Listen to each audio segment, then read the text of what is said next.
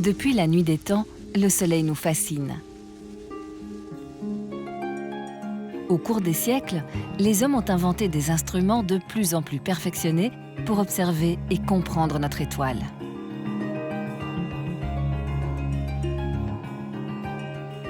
Aujourd'hui, les astrophysiciens travaillent notamment avec des satellites à la pointe de la technologie.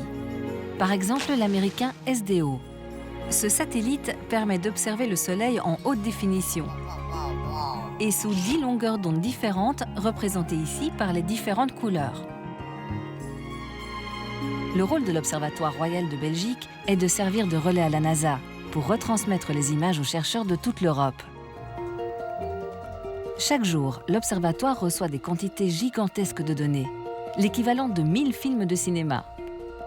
En pratique, seules les parties qui montrent une activité sont répertoriées. Ici, dans l'atmosphère solaire, on voit des boucles de champs magnétiques. À la base de ces boucles, quand on regarde la surface solaire en dessous, on voit des taches noires. Ces taches noires sont souvent liées à une activité solaire plus forte. Notre programme détecte les différences d'intensité lumineuse et classe ces images dans le dossier taches noires. Et des dossiers, ici il y en a beaucoup. Taches noires, éruptions, projections de matière. Le classement des données est donc primordial pour les chercheurs. D'autant plus que les colères du Soleil sont aussi nombreuses que variées. Eva Robrecht est physicienne solaire. Elle s'intéresse aux explosions magnétiques à la surface du Soleil. Une protubérance éruptive du Soleil est un énorme geyser de matière solaire. C'est un nuage de gaz s'éjectant de la surface solaire et soutenu par une boucle du champ magnétique, comme ça. Une protubérance peut perdurer quelques mois pour finir par libérer du gaz à travers tout le système solaire. Comme l'ensemble des activités solaires, ces éjections varient selon un cycle de 11 ans.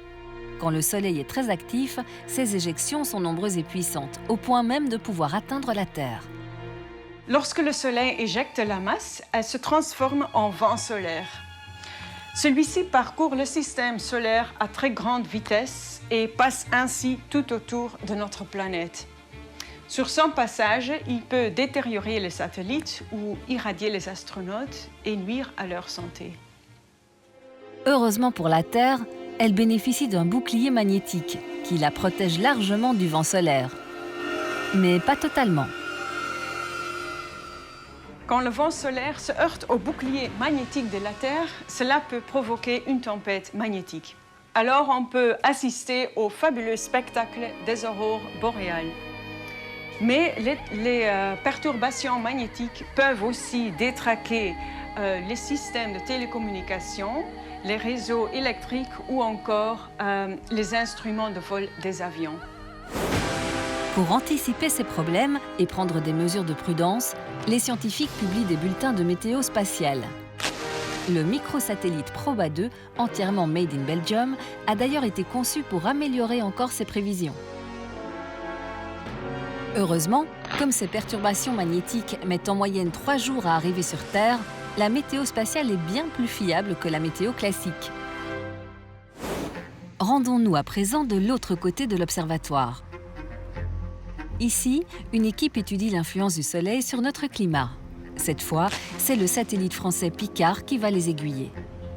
Ici, nous programmons les instruments du satellite Picard. De cette salle, nous communiquons directement avec les scientifiques pour organiser les opérations. C'est la toute première fois qu'un satellite français est géré depuis la Belgique. Nous récupérons et traitons également les données pour les distribuer ensuite aux scientifiques. Embarqué sur le satellite, un instrument mesure l'énergie émise par le Soleil. Cet instrument s'appelle SOVAP et c'est à Bruxelles qu'il a été construit. Nous étions 5 personnes pour construire cet instrument qui a été assemblé et testé dans le local. Entre le moment de la conception de l'idée et le moment de la livraison au CNES, il s'est écoulé 10 ans. Le satellite porte le nom de Jean Picard, l'astronome français du XVIIe siècle qui a été le premier à mesurer le diamètre du Soleil.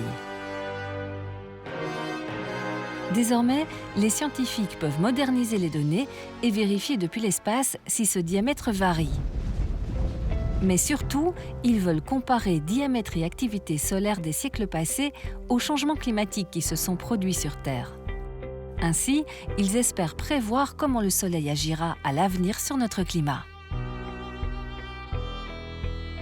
Avec Picard, on essaye de voir si la variation de l'énergie solaire peut modifier le climat et si elle a un rôle important dans le réchauffement climatique qu'on observe actuellement.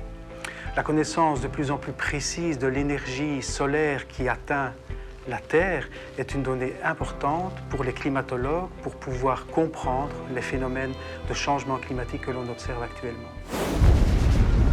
Notre climat dépend directement de l'éclairement solaire. Le jour où notre étoile mourra, la vie s'éteindra sur Terre. En attendant ce jour lointain, les hommes n'ont pas fini de craindre les foudres du dieu Soleil. Car notre astre de vie reste encore une grande énigme. Mais une énigme passionnante qui a déjà permis à nos chercheurs de se faire une place au Soleil.